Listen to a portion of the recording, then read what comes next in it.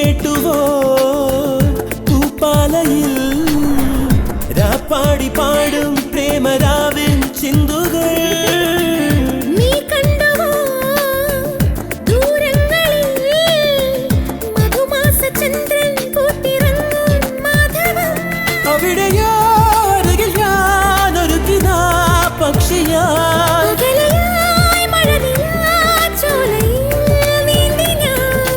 വിരഹമെന്ന പദമില്ല കവിതകളിൽ പിരിയുകയില്ലൊരു നിമിഷം സുന്ദരൻ എന്നോമൽ സുന്ദരി